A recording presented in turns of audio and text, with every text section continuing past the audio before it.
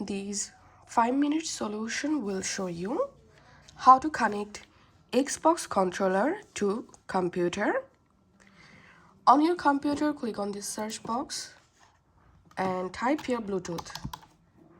And you have to open Bluetooth settings. Once you are in your Bluetooth settings, enable Bluetooth. And now you have to turn on your Xbox controller. Once it's turned on, press and hold this little button to start Bluetooth pairing. And now click on add Bluetooth or other device. Select Bluetooth. And here you will get Xbox wireless controller. So click on it.